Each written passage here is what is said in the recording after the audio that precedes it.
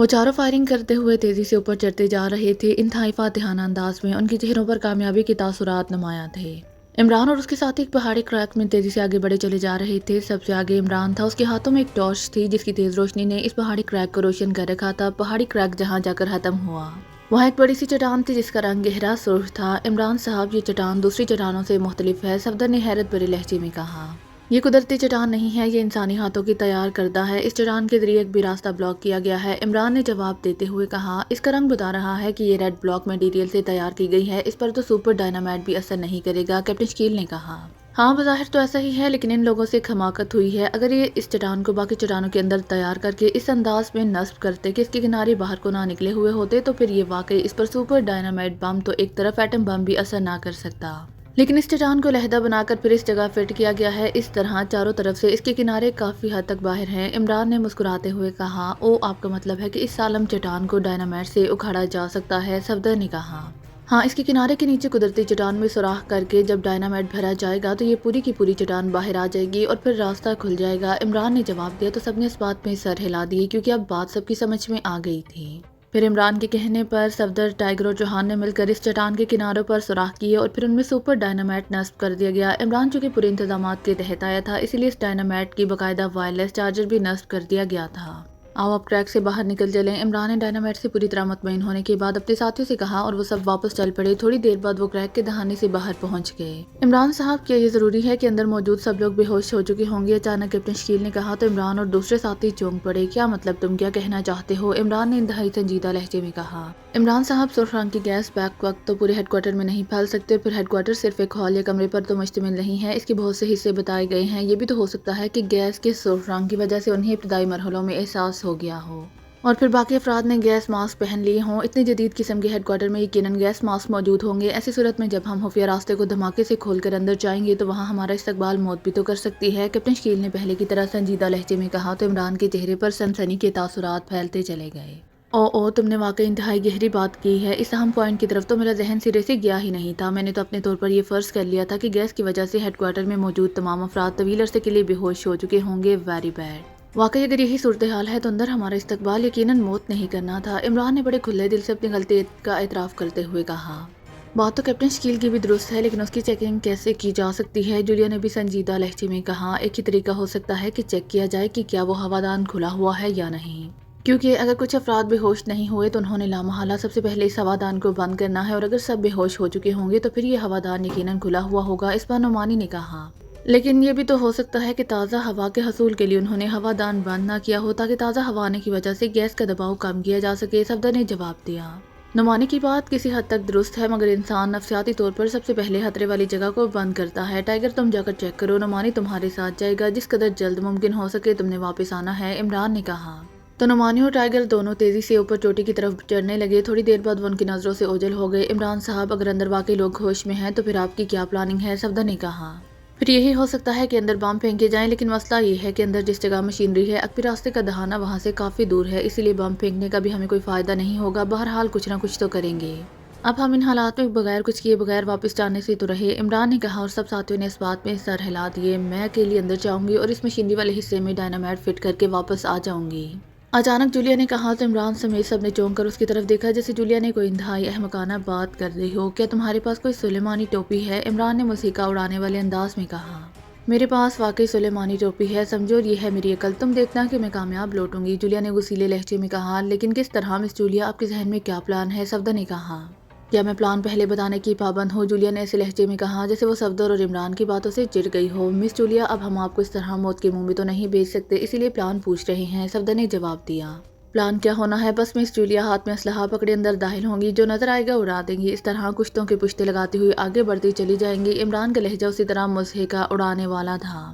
Shut up, تم اپنے آپ کو کیا سمجھتے ہو؟ میں تو صرف اسی لیے خاموش رہتی ہوں کہ چیف نے تمہیں لیڈر بنایا ہوا ہے، اسی لیے ہمارا کام صرف تعمیل کرنا ہے، ورنہ تم کیا سمجھتے ہو کہ تمہارے علاوہ باقی سب احمق ہیں، عقل سے پیدل ہیں، جولیا نے انتہائی غصیلے لہجے میں کہا۔ تمہارا کیا خیال ہے تنویر، تم کیوں خاموش ہو؟ عمران نے اچانک ایک طرف خاموش کھڑے ہوئے تنویر سے مخاطب ہو کر کہا۔ صفدر درست کہہ رہا ہے جولیا، ہم تمہیں موت کے دہانے میں نہیں دھکیل سکتے، تم ہم سب کے لیے نہ صرف قابل احترام ہو بلکہ سیکرٹ سروس کا انتہائی قیمتی سرمایہ بھی ہو۔ تنویر نے بڑے سنجیدہ لہجے میں کہا، ماشاء اللہ کیا ادب پارا ارشاد فرمایا ہے آپ نے، سیکرٹ سروس کے لیے قیمتی سرمایہ۔ عمران نے مسکراتے ہوئے کہا تو صفدر اور دوسرے ساتھی بے اختیار ہنس پڑے۔ میں آپ سب کے جذبات کی قدر کرتی ہوں، میں پلان بھی بتا دیتی ہوں اور مجھے یقین ہے کہ تم سب میرے اس پلان کی تائید ہی کرو گے۔ رہی عمران کی بات تو یہ انا پرست ہے، اسے اپنی ناک کے آگے اور کچھ نظر ہی نہیں آتا۔ میرا پلان یہ ہے کہ اس دھماکے کے بعد وہ لوگ یقیناً اس راستے پر پکٹنگ کریں گے جہاں سے ہم اندر جائیں گے، لیکن وہ دھماکے کے فوراً بعد سامنے نہیں آئیں گے کیونکہ انہیں معلوم ہے کہ اگر انہوں نے فوراً ہی جوابی کارروائی کر دی تو ہمیں یہ معلوم ہو جائے گا کہ اندر لوگ ہوش میں ہیں، جبکہ ان کے خیال کے مطابق ہم یہی سمجھ کر مطمئن ہوں گے کہ اندر موجود سب لوگ بے ہوش ہو چکے ہوں گے۔ اسی لیے جب تک ہم سب ان کے پوری طرح گھیرے میں نہ آ جائیں وہ ہمارے خلاف کوئی کارروائی نہ کریں گے، لیکن چونکہ انہیں بہت سے لوگوں کی آمد کی توقع ہوگی، اسی لیے جب میں اکیلی اندر جاؤں گی تو وہ یہی سمجھیں گے کہ باقی افراد میرے پیچھے آ رہے ہیں، اس طرح وہ مجھ پر اچانک اور فوراً فائرنگ نہ کھولیں گے، لیکن میں ان کی موجودگی کا احساس کرتے ہی ان پر فائر کھول دوں گا اور اس طرح وہ جو کچھ ہمارے ساتھ کرنا چاہتے ہیں وہ خود اسی کا ٹریپ کا شکار ہو جائیں گے۔ جولیا نے تفصیل بیان کرتے ہوئے کہا تو صفدر کے ساتھ ساتھ عمران کے چہرے پر بھی حیرت کے تاثرات ابھر آئے۔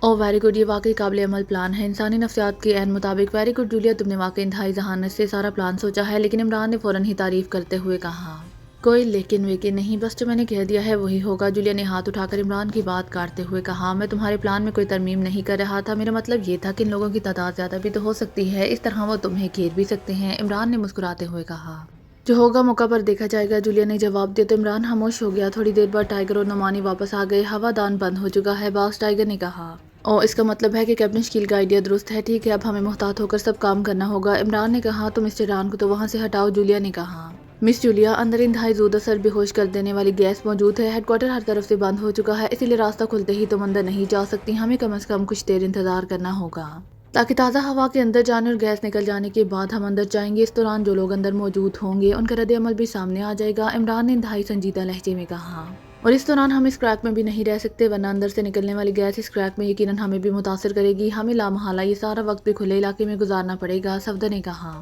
یہ لوگ دھماکے کے بعد واقعی جولیا کی سوچ کے عین مطابق ہمارا اندر انتظار کریں گے، لیکن جب کافی وقت گزر جائے گا اور ہم میں سے کوئی بھی اندر نہیں جائے گا تو پھر وہ صورتحال چیک کرنے کے لیے لاسٹمن باہر آئیں گے اور ان میں سے کسی ایک آدمی کو لامحالہ ہمیں پکڑنا پڑے گا تاکہ اس سے اندر کی صحیح صورتحال معلوم کی جا سکے، اسی لیے ہم سب کو اس کریک کے دہانے کے گرد پھیل کر نگرانی کرنی ہوگی۔ عمران نے کہا، عمران صاحب انہیں ڈانٹ بھی تو دیا جا سکتا ہے تاکہ یہ سب لوگ ہی باہر آ جائیں۔ کیپٹن شکیل نے کہا، کس طرح؟ عمران نے پوچھا۔ ہم میں سے ایک گروپ یہاں سے کچھ دور کسی چٹان کی اوٹ میں چھپ کر آپس میں اس طرح باتیں کریں جیسے ہم کوئی پلان ڈسکس کر رہے ہوں اور دوسرا گروپ اوپر چھپ کر کریک کی نگرانی کرے، اس طرح وہ یقیناً ٹریپ ہو جائیں گے۔ کیپٹن شکیل نے کہا، ہاں واقعی ان حالات میں یہ بہترین تجویز ہے، عمران نے کہا، اور تھوڑی دیر بعد ایک گروپ جس میں کیپٹن شکیل، صفدر، نعمانی اور چوہان شامل تھے وہاں سے کچھ دور ایک اونچی چٹان کے پاس پہنچ گئے، جبکہ عمران، جولیا، ٹائیگر، تنویر، صدیقی اور ہاور اس دہانے کے اوپر جھاڑیوں میں ادھر ادھر کر پھیل کر بیٹھ گئے۔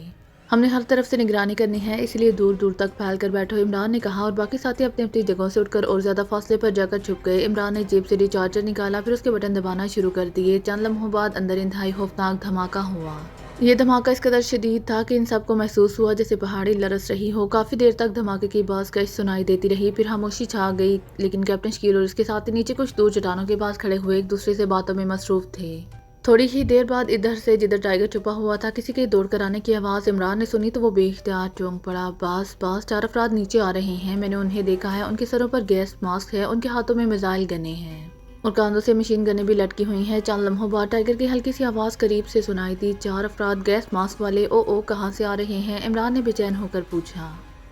پھر تو کیپٹن شکیل کو فوری مطلع کرنا ہوگا، عمران نے کہا۔ اس کے ساتھ اس نے جیب سے فکس فریکوینسی کا محدود رینج کا ٹرانسمیٹر نکال کر اس کا بٹن دبا دیا۔ اس نے ایک ایسا سیٹ کیپٹن شکیل کو جاتے ہوئے دے دیا تھا تاکہ اگر ایمرجنسی میں کوئی بات کرنی پڑے تو کی جا سکے۔ Hello Imran, calling over, Imran نے بٹن دباتے ہوئے کہا۔ Yes captain Shakeel, attending you, over. چند لمحوں بعد کیپٹن شکیل کی آواز سنائی دی۔ کیپٹن شکیل، ٹائیگر نے نیچے سے 4 آدمیوں کو اوپر آتے ہوئے چیک کیا ہے، ان کے پاس میزائل گنیں اور مشین گنیں بھی ہیں اور ہو سکتا ہے کہ دوسرا اسلحہ بھی ہو، وہ اس کریک کی طرف آ رہے ہیں، وہ یقیناً دھماکے کی آواز سن کر آ رہے ہوں گے اور تمہاری باتیں کرنے کی آواز بھی انہیں سنائی دی ہوگی۔ تم ایسا کرو کہ باتیں کرتے ہوئے یکلہت خاموش ہو کر انتہائی تیزی سے اپنی جگہ سے کافی دور ہٹ جاؤ تاکہ اگر یہ تم پر میزائل فائر کر سکے تو تم بچ سکو، اور یہ بھی سن لو کہ ہم نے انہیں گھیر کر زندہ پکڑنا ہے، اوور اینڈ آل۔ عمران نے کہا، تم اپنی جگہ پر جاؤ ٹائیگر، اور کوئی ایمرجنسی ہو تو اپنے ساتھیوں کا دفاع کرنا، عمران نے کہا، اور ٹائیگر سر ہلاتا ہوا تیزی سے واپس دوڑ گیا۔ چند لمحوں بعد جولیا عمران کے پاس پہنچ گئی۔ ٹائیگر کیوں آیا تھا؟ جولیا نے پوچھا تو عمران نے اسے تفصیل بتا دی۔ اس طرح تو کیپٹن شکیل اور اس کے ساتھی شدید خطرے میں ہیں، انہیں وہاں سے واپس بلا لینا چاہیے، جولیا نے پریشان ہوتے ہوئے کہا۔ فکر مت کرو، کیپٹن شکیل بےحد ذہین آدمی ہے، میں چاہتا ہوں کہ یہ لوگ پوری طرح مطمئن ہو جائیں کہ انہوں نے ہمیں مار گرایا ہے، کیونکہ ہمیں معلوم نہیں ہے کہ یہ 4 ہی ہیں یا ان کے اور بھی ساتھی ہیں اور ان کے پاس نہ جانے کس قسم کا اسلحہ ہو۔ عمران نے کہا تو جولیا نے اس بات میں سر ہلا دیا۔ اسی لمحے کافی نیچے دھماکہ سنائی دیا اور اس کے ساتھ انہوں نے بجلی کسی تیزی سے ایک شعلے کو اس چٹان کی طرف بڑھتے دیکھا جہاں کیپٹن شکیل اور دوسرے ساتھی موجود تھے۔ فلک جھپکنے میں ایک خوفناک دھماکہ ہوا اور اس کے ساتھ ہی فضا میں انسانی چیخیں بھی سنائی دی تو عمران اور جولیا دونوں بے اختیار اٹھ کر کھڑے ہو گئے۔ عمران، یہ کیا ہو رہا ہے؟ یہ کیا ہو رہا ہے؟ اچانک دور سے تنویر کی چیختی ہوئی آواز سنائی دی۔ آہستہ بولو، عمران نے گھراتے ہوئے کہا۔ یہ چیخیں تو ہمارے ساتھیوں کی ہیں، جولیا نے بری طرح گھبرائے ہوئے لہجے میں کہا۔ اس کے ساتھ ایک اور میزائل عین اس جگہ آ کر پھٹا اور پہلے سے بھی زیادہ خوفناک دھماکے کے ساتھ انسانی چیخیں سنائی دیں۔ یہ سب کیا ہو رہا ہے؟ او تم خاموش بیٹھے ہو اور ہمارے ساتھی مر رہے ہیں، جولیا نے انتہائی غصیلے لہجے میں عمران سے مخاطب ہو کر کہا۔ خاموش رہو، کیپٹن شکیل ذہین آدمی ہیں، خاموش رہو۔ عمران نے جولیا کو جھڑک دیا اور جولیا نے بے اختیار ہونٹ بھینچ لیے۔ پھر انہیں نیچے سے مشین گنیں چلنے کی آوازیں سنائی دینے لگیں، اس کے ساتھ ہی شعلے اوپر کو لپک رہے تھے۔ عمران ہونٹ بھینچے خاموش بیٹھا ہوا تھا۔ اس نے ٹرانسمیٹر نکال کر ہاتھ میں رکھ لیا تھا۔ چند لمحوں بعد ٹرانسمیٹر سے سیٹی کی محسوس آواز سنائی دی تو عمران نے چونک کر اس کا بٹن دبا دیا۔ ہیلو، کیپٹن شکیل بول رہا ہوں، اوور۔ کیپٹن شکیل کی پرجوش آواز سنائی دی۔ عمران بول رہا ہوں، کیا پوزیشن ہے؟ یہ چیخیں کس کی تھی؟ تم سب بخیریت تو ہو؟ اوور، عمران نے ایسے لہجے میں کہا جیسے وہ خود بھی بے حد پریشان ہو۔ اسی لیے میں نے کال کی ہے عمران صاحب، مجھے معلوم تھا کہ آپ ہماری چیخیں سن کر پریشان ہو گئے ہوں گے۔ ہم سب بخیریت ہیں، یہ چیخیں ہم نے انہیں مطمئن کرنے کے لیے ماری تھی، اسی لیے وہ سب اب اطمینان سے اوپر آ رہے ہیں۔ اوور، دوسری طرف سے کیپٹن شکیل نے کہا تو عمران کے چہرے پر گہرا اطمینان کے تاثرات ابھر آئے۔ جولیا نے بھی بے اختیار اطمینان بھرا طویل سانس لیا۔ تم نے واقعی انتہائی ذہانت کا ثبوت دیا ہے۔ بہرحال اب تم اپنے ساتھیوں سمیت ان کے عقب میں جانا ہے اور سب سے پہلے یہ معلوم کرنا ہے کہ ان کے علاوہ اور کوئی گروپ تو نہیں ہے، اگر ہو تو ان کا خیال کرنا اور اگر نہ ہو تو پھر ان 4 کو زندہ پکڑنا ہے اور یہ ساری کارروائی تم نے اور تمہارے ساتھیوں نے کرنی ہے۔ اوور، عمران نے کہا۔ ٹھیک ہے، اب بے فکر رہیں، اوور اینڈ آل۔ دوسری طرف سے کیپٹن شکیل کی آواز سنائی دی اور عمران نے بٹن آف کر کے ٹرانسمیٹر جیب میں ڈال لیا۔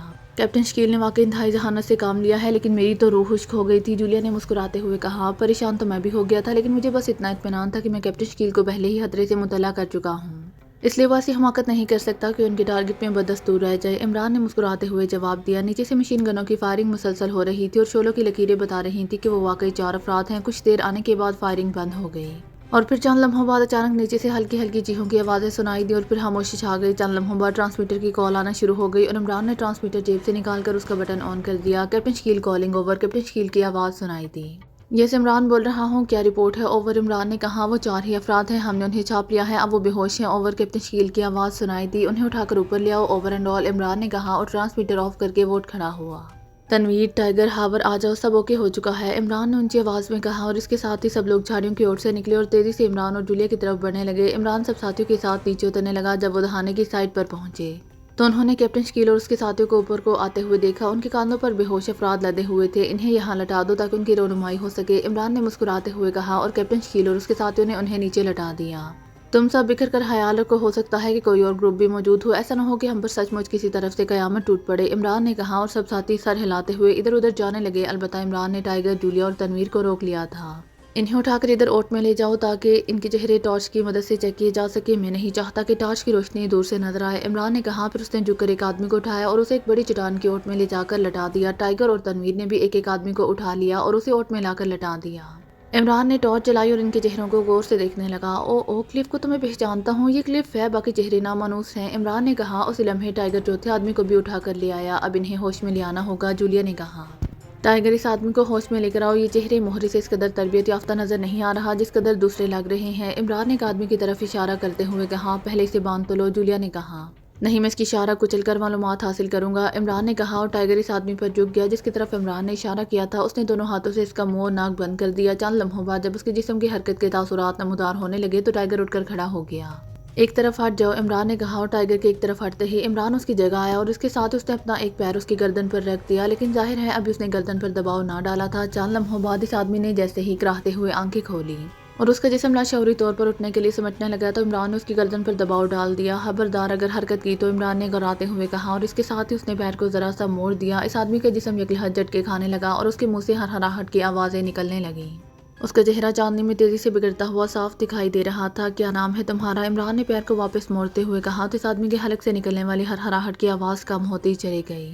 بتاؤ کیا نام ہے تمہارا ورنہ، عمران نے پیر کو ایک بار پھر معمولی سا موڑتے ہوئے گھرا کر کہا۔ جیکب، یہ عذاب ہے، یہ اس آدمی کے منہ سے رک رک کر الفاظ نکل رہے تھے۔ تم کتنے آدمی ہیڈ کوارٹر سے باہر آئے ہو؟ عمران نے ذرا سا دباؤ ڈالتے ہوئے کہا۔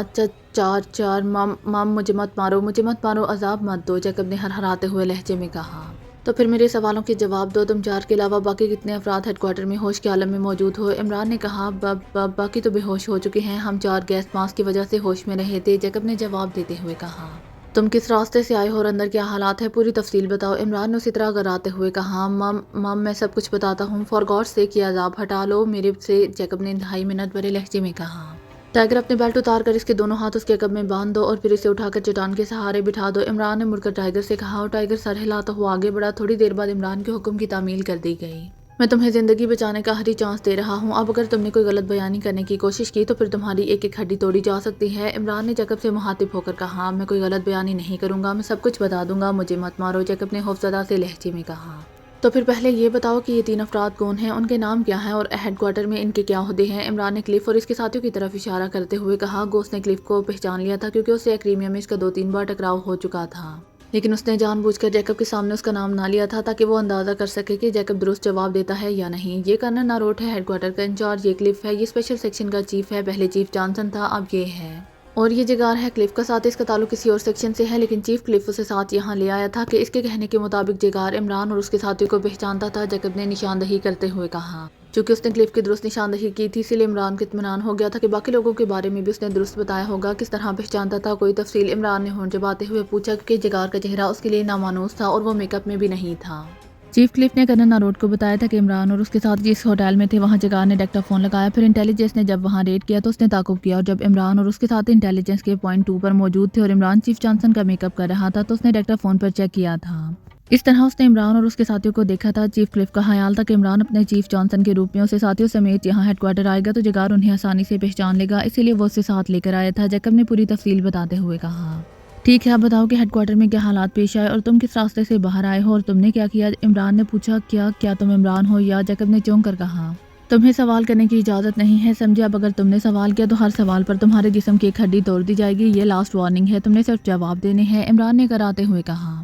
ٹھیک ہے، آئی ایم سوری، میں سب بتا دیتا ہوں، مجھے مت مارو، میں ہیڈ کوارٹر کا انتظامی انچارج ہوں۔ کلف نے سب سے پہلے کرنل ناروٹ کو چیف جانسن کی موت اور عمران اور اس کے ساتھیوں کے بارے میں بتایا، پھر کلف چیف بن کر ہیڈ کوارٹر میں آ گیا۔ اس وقت سب کو مکمل یقین تھا کہ عمران چیف جانسن کے روپ میں ہیڈ کوارٹر آئے گا، لیکن پھر جب رات پڑ گئی اور وہ نہ آیا تو اس کا خیال بدل گیا۔ اس کے بعد عمران کی ٹرانسمیٹر کال آئی جس میں اس نے ہیڈ کوارٹر کی تباہی کی دھمکی دی۔ اس کال کا منبع تلاش کرنے کی کوشش کی تو بنیادی کمپیوٹر میں گڑبڑ ہو گئی، اس طرح ساری مشینری بند ہو گئی، چونکہ مین گیٹ کے سامنے والے راستے پر موجود چیکنگ مشینری بھی بند ہو گئی تھی، اسی لیے کرنل ناروٹ کو خطرہ لاحق ہو گیا تھا کہ کہیں عمران اندر نہ آ جائے، چنانچہ انہوں نے مین گیٹ بند کرنے کا حکم دیا۔ میں نے مین گیٹ بند کر دیا اور تازہ ہوا کے لیے ایئر سکر اوپن کر دیا۔ پھر چیف کلف نے کہا کہ ہو سکتا ہے کہ اس ہوادان سے کوئی گیس نہ فائر کی جائے، چنانچہ انہوں نے گیس ماسک کے بارے میں معلومات حاصل کی۔ ہمارے پاس صرف جدید ٹرانسمیٹر لگے ہوئے گیس ماسک تھے، ایک چیف کلف نے لے لیا، ایک چیکار کو دے دیا گیا، ایک میں نے لے لیا، ایک کرنل ناروٹ نے اور باقی انجینئروں کو دے دیے گئے جو کمپیوٹر درست کر رہے تھے۔ میں انجینئرز کو گیس ماسک دے کر واپس آ رہا تھا کہ میں نے ہوا کے ساتھ سرخ رنگ کی گیس کی موجودگی مارک کی اور میں نے چیف اور کرنل ناروٹ کو بتا دیا۔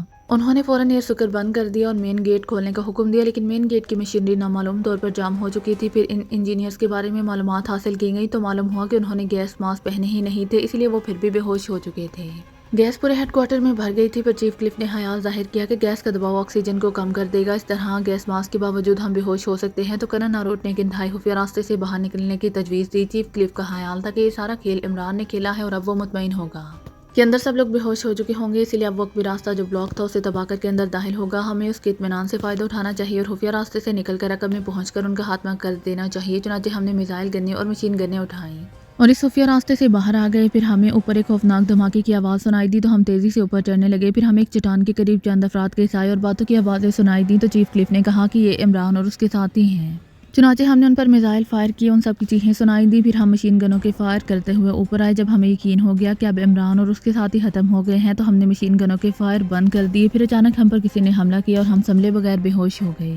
اب مجھے ہوش آیا ہے، جیکب نے پوری تفصیل بتاتے ہوئے کہا۔ ٹائیگر اسے اٹھا کر کھڑا کر دو، عمران نے ٹائیگر سے کہا تو ٹائیگر نے آگے بڑھ کر اسے بازو سے پکڑا اور کھڑا کر دیا۔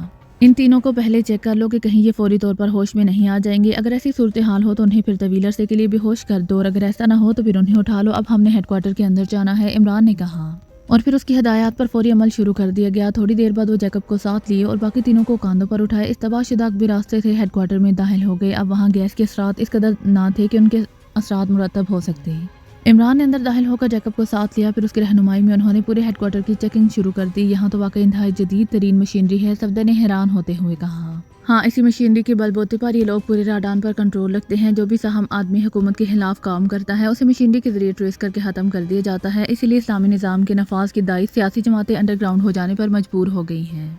इमरान ने जवाब दिया, अब आपका क्या प्रोग्राम है? सफदर ने पूछा, असल प्रोग्राम तो इस हेडक्वार्टर की तबाही है, लेकिन मसला ये है कि यहाँ 150 के करीब अफराद बेहोश पड़े हुए हैं। अगर इस हेडक्वार्टर को डायनामाइट से उड़ा दिया गया तो ये सब लोग हलाक हो जाएंगे और ये कत्लेआम होगा। इसलिए मैंने फैसला किया है कि सिर्फ मशीनरी को तबाह किया जाए, इमरान ने कहा। और सफदर ने इस बात में सर हिला दिया। फिर इमरान की हदायत के मुताबिक इमरान के साथियों ने मशीन गनों की मदद से हेडक्वार्टर में मौजूद मशीनरी को मुकम्मल तौर पर तबाह करने की कार्रवाई शुरू कर दी। जबकि इमरान ने क्लिफ, जिगार और कनन नारोट को रस्सियों की मदद से कुर्सियों पर बंधवा दिया। फिर उनके नाक और मुंह बंद करके उन्हें होश में ले आया गया। तुम कौन हो? ये सब क्या है? इन तीनों ने होश में आते ही बुखलाए हुए लहजे में कहा। लेकिन इमरान इनके सामने कुर्सी पर खामोश बैठा रहा। उसके साथ सिर्फ जूलिया और टाइगर थे। वो सब एक बड़े हॉल कमरे में मौजूद थे, जबकि बाकी साथी मशीनरी को तबाह करने की कार्रवाई में मसरूफ थे। यही वजह थी कि फायरिंग की तेज़ आवाज़ें इस हॉल में भी सुनाई दे रही थी। इमरान के कहने पर जैकब को उसके साथी अपने हमरा ले गए थे। मेरा नाम अली इमरान है, इमरान ने मुस्कुराते हुए जवाब दिया। तो वो तीनों बेइख्तियार उछल पड़े। लेकिन जाहिर है बंदे होने की वजह से वो चलने की बजाय सिर्फ कसमसाकर ही रह गए। उनके चेहरों पर हैरत के साथ साथ खौफ के तासुरात उभर आए थे। तुम लोग तो हलाक हो चुके थे। इस पर कनन नारोट ने कहा, अगर मौत जिंदगी तुम्हारे हाथ में होती तो अब तक राडान के वो तमाम लोग जो यहाँ की हुकूमत के मुखालिफ हो चुके हैं हलाक हो चुके होते। इमरान ने मुस्कुराते हुए कहा, ये फायरिंग, ये क्या हो रहा है? हम तो हेडक्वार्टर में हैं। फिर ये फायरिंग? अचानक क्लिफ ने कहा, यहाँ मौजूद मशीनरी को फायरिंग से तबाह किया जा रहा है। वैसे मेरा दिल तो चाहता है कि यहाँ डायनामाइट फिट करके इस पूरे हेडक्वार्टर को ही तबाह कर दिया जाता, लेकिन 150 के करीब अफराद बेहोश हुए हैं।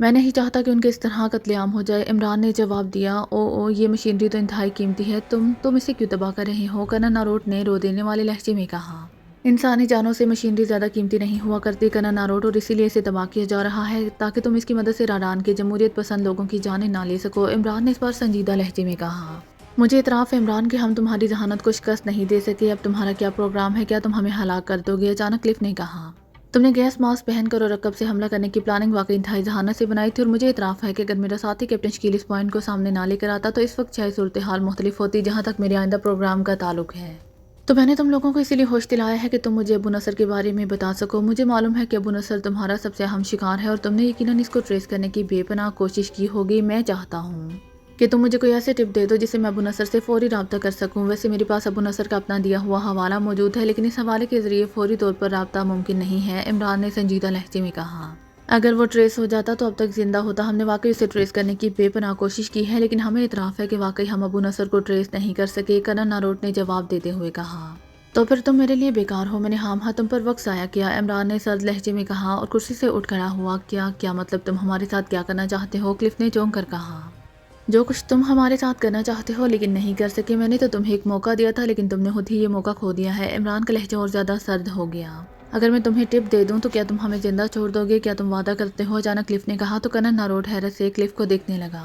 तुम्हारे साथ मेरा एक तो बार टकराव हो चुका है क्लिफ, इसलिए तुम मेरे बारे में कनन नारोट से ज़्यादा अच्छी तरह जानते हो। तुम्हें मालूम है कि मैं जो कुछ कहता हूँ उस पर अमल भी करता हूँ, इसलिए मुझसे वादा लेने की ज़रूरत नहीं है। इमरान ने खुश्क लहजे में कहा, ठीक है, मैं तुम्हें बता देता हूँ कि अबू नसर का एक खास आदमी पार्लियामेंट का मेंबर शाकर है। मेरा ताल्लुक पहले जिस ग्रुप से था उसके मकसद सिर्फ क्रीमिया के मफादात की निगरानी से था, इसलिए मैं यहाँ की मुकामी सियासत में दिलचस्पी ना लेता था। यही वजह है कि मैंने स्पेशल सेक्शन को अबू नसर के बारे में कुछ ना बताया था। अगर तुम शाकर से रब्ता करो और वो तुम्हें चाहे तो तुम्हारा रब्ता अबू नसर से करा सकता है। क्लिफ ने कहा, शाकर से रब्ता कैसे हो सकता है? इमरान ने पूछा।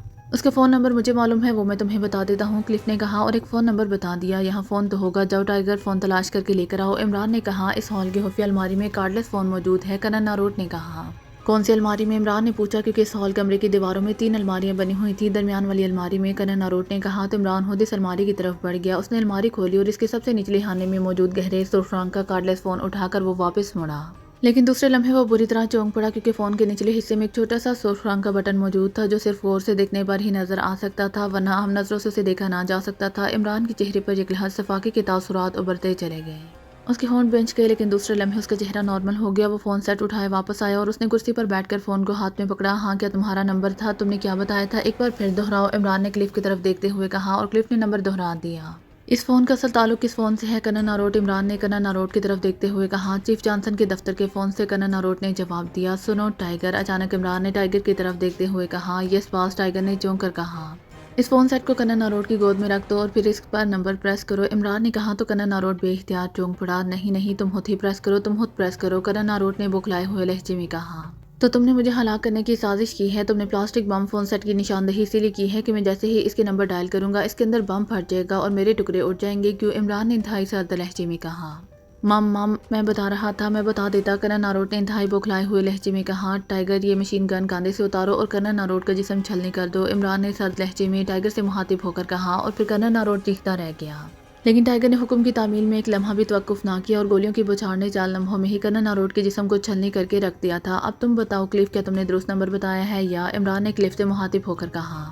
मैंने दुरुस्त बताया है, यह अहमक आदमी था, ये नहीं जानता था कि ऐसी चीज़ें तुम्हारी नज़रों से छुपी नहीं रह सकती। क्लिप ने जवाब दिया तो इमरान ने इस बात में सर हिलाते हुए पहले फ़ोन के नीचे लगा हुआ खुफिया सुर्ख रंग का बटन ऑफ किया और फिर नंबर प्रेस करने शुरू कर दिए। यह रब्ता कायम होते ही एक मर्दाना आवाज़ सुनाई दी। मेरा नाम अली इमरान है और मेरा ताल्लुक पाकिशिया से है। मैं जनाब शाकिर साहब से बात करना चाहता हूँ। इमरान ने इंतहाई संजीदा लहजे में कहा। पाकिशिया से? तो क्या आप पाकिशिया से बोल रहे हैं? दूसरी तरफ से इंतहाई हैरत भरे लहजे में कहा गया। नहीं, मैं यहाँ राडान से ही बोल रहा हूँ, आप शाकिर साहब से बात कराएं। इमरान ने कहा। होल्ड ऑन करें। दूसरी तरफ से कहा गया। हेलो, मैं शाकिर बोल रहा हूँ। चंद लम्हों बाद एक भारी और बावकार सी आवाज़ सुनाई दी। मिस्टर शाकिर, मेरा नाम अली इमरान है और मेरा ताल्लुक पाकिशिया सीक्रेट सर्विस से है। पाकिशिया के सीक्रेट वजारत हारजा सर सुल्तान के हुक्म पर मैं यहाँ प्राइवेट तौर पर स्पेशल सेक्शन के खिलाफ काम कर रहा हूँ और मैंने स्पेशल सेक्शन के इंचार्ज जॉनसन का खात्मा करके अब उनके हेडक्वार्टर पर कब्जा कर लिया है। जनाब, अबू नसर साहब ने सर सुल्तान से कई बार रब्ता करके पाकिशिया सीक्रेट सर्विस की इमदाद चाही थी। उनसे फौरी तौर पर बात करना चाहता हूँ ताकि उन्हें स्पेशल सेक्शन के बारे में तफसीलात बता सकूँ। क्या आप अबू नसर से मेरा फ़ोन पर किसी तरह रब्ता करा सकते हैं? इमरान ने संजीदा लहजे में कहा। क्या आप वाकई अली इमरान साहब ही बोल रहे हैं? दूसरी तरफ से वाकई इंतहाई हैरत भरे लहजे में पूछा गया। वाकई अली इमरान नहीं, सिर्फ अली इमरान, इमरान ने मुस्कुराते हुए जवाब दिया तो दूसरी तरफ से धीरे से हंसने की आवाज़ सुनाई दी। ठीक है, मैं आपके इस फिक्रे से ही समझ गया हूँ कि आप वाकई अली इमरान साहब बोल रहे हैं। आप चंद लम्हे तवक्कुफ करें, मैं अबू नसर साहब से आपका रब्ता फ़ोन पर कराता हूँ। दूसरी तरफ से कहा गया और इमरान बेइख्तियार मुस्कुरा दिया। फिर फ़ोन पर तकरीबन 5 मिनट तक खामोशी तारी रही। हेलो, मैं अबू नसर बोल रहा हूँ। एक गंभीर सी आवाज़ सुनाई दी। बोलने वाले की आवाज़ के साथ ऐसी गूंज थी जैसे बोलने वाला बहुत ज़्यादा गहराई में बैठा हुआ हो। इमरान समझ गया कि अबू नसर किसी तहखाने में बैठा हुआ है। मेरा नाम अली इमरान है और मेरा ताल्लुक पाकिशिया से है। इमरान ने कहा। इमरान साहब, आपसे मैं अच्छी तरह वाकिफ़ हूँ। सर सुल्तान ने आपके मुतालिक बातें होती रही हैं। मुझे शाकिर ने जब बताया कि आप यहाँ राडान में हैं और हमारी काज के लिए काम कर रहे हैं तो यकीन जानिए मेरे एहसासात बिल्कुल वैसे ही थे जैसे एक डूबते हुए आदमी के अचानक किनारे पर पहुंच जाने पर होते हैं। अबू नसर ने बड़े पुरजोश लहजे में कहा। मैं सिर्फ आपकी काज के लिए काम नहीं कर रहा अबू नसर साहब, मैं यहाँ राडान के उन अवाम की काज के लिए काम कर रहा हूँ जिन्हें जबरन खामोश कराया जा रहा है। बहरहाल, मेरा आपको कॉल करने का मकसद ये है कि स्पेशल सेक्शन जिसकी वजह से आप और आप जैसी दूसरी पार्टियां अंडरग्राउंड हो जाने पर मजबूर हैं, मैंने स्पेशल सेक्शन को ख़त्म कर दिया है और उनके हेडक्वार्टर में मौजूद तमाम मशीनरी भी तबाह कर दी है। मैं चाहता हूँ कि आप यहाँ आकर खुद अपनी आंखों से सारी सूरत हाल को देख लें ताकि आप आइंदा के लिए अपनी पार्टी की जदोजहद को लियाम कर सकें और इसके साथ साथ आप जैसी दूसरी पार्टियों तक भी ये बात आपके ज़रिए पहुँच जाए। इमरान ने कहा। इमरान साहब, देखने की ज़रूरत नहीं है, हमें आप पर मुकम्मल एतमाद है। चंद लम्हों की खामोशी के बाद अबू नसर ने जवाब देते हुए कहा। मैं आपकी ज़हनी कैफियत को अच्छी तरह समझता हूँ अबू नसर साहब, आप ये सोचने में हक बजानिब हैं कि कहीं ये आपके लिए कोई ट्रैप ना हो। इसके लिए काम हो सकता है कि आप सर सुल्तान को फ़ोन करें। मैं भी सर सुल्तान को फ़ोन कर देता हूँ। अगर वो आपको यकीन दिला दे तो फिर आप मुझ पर यकीन कर लें। इमरान ने कहा। आप वाकई बेहद ज़हीन हैं इमरान साहब। ठीक है, ऐसा हो जाए तो वाकई मेरा एतमाद बहाल हो जाएगा, वरना जिन हालात में मैं गुजर रहा हूँ इन हालात को आप मुझसे ज़्यादा बेहतर तौर पर समझ सकते हैं। अबू नसर ने गोल मोल अंदाज में बात करते हुए कहा। ओके, मैं सर सुल्तान से फ़ोन पर बात करता हूँ। इस वक्त पाकिशिया में पिछली रात का वक्त होगा, इसीलिए सर सुल्तान की रहाइश गाह पर उनके बेडरूम की मखसूस फ़ोन पर बात करना होगी। वो नंबर मैं आपको बता देता हूँ। अलबत्ता आप मुझे राडान का पाकिशिया से रब्ता नंबर बता दें।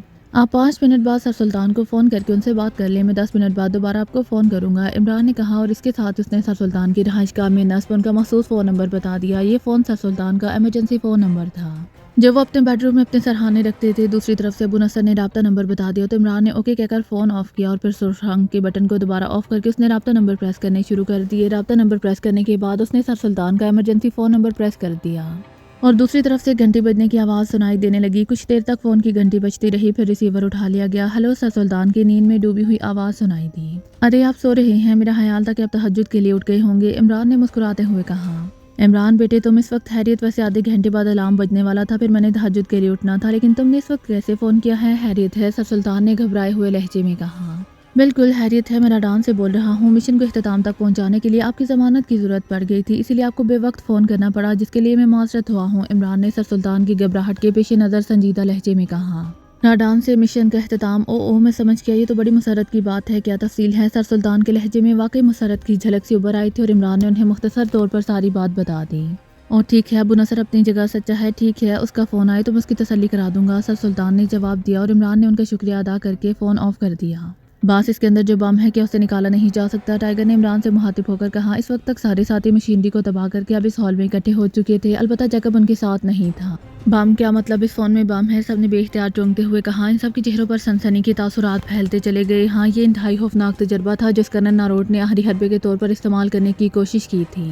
اگر اتفاق سے میری نظر اس بٹن پر نہ پڑتی تو شاید میں بھی اس کی ماہیت کو نہ سمجھ سکتا، اور نتیجہ یہ کہ نمبر ڈائل کرتے ہی اندر موجود خوفناک پلاسٹک بم پھٹ جاتا اور اس کے بعد جو کچھ بھی ہوتا تم خود سمجھ سکتے ہو، عمران نے کہا، اور سب بے اختیار جھرجھری لینے پر مجبور ہو گئے۔ تم ابو نصر کو یہاں بلوانا چاہتے ہو؟ اچانک کلف نے عمران سے مخاطب ہو کر کہا۔ ہاں، کیوں، تمہیں کوئی اعتراض ہے؟ عمران نے مسکراتے ہوئے کہا۔ اب میرے اعتراض کرنے کی گنجائش ہی کہاں رہی ہے؟ ٹھیک ہے، یہ تمہارا حق ہے کہ تم مشن کو مکمل کر لو، کلف نے ایک طویل سانس لیتے ہوئے کہا۔ عمران اس دوران مسلسل گھڑی کو دیکھتا رہا، پھر جب 10 کی بجائے 15 منٹ گزر گئے تو اس نے فون اٹھایا اور ایک بار پھر وہ سرخ رنگ کا بٹن آف کر دیا، کیونکہ اس بٹن کا سسٹم ہی ایسا تھا کہ فون آف کرتے ہی وہ خود بخود آن ہو جاتا تھا۔ اسی لیے ہر بار فون کرنے سے پہلے عمران کو اسے آف کرنا پڑتا تھا۔ عمران نے بٹن آف کر کے شاکر کے نمبر پریس کر دیے۔ یہ رابطہ قائم ہوتے ہی شاکر کی آواز سنائی دی۔ علی عمران بول رہا ہوں، شاکر صاحب ابو نصر سے بات کرائیں، عمران نے سنجیدہ لہجے میں کہا۔ جی بہتر، ہولڈ آن کرے۔ دوسری طرف سے اس بار قدرے مودبانہ لہجے میں کہا گیا۔ ہلو، ابو نصر بول رہا ہوں۔ تھوڑی دیر بعد ابو نصر کی آواز سنائی دی۔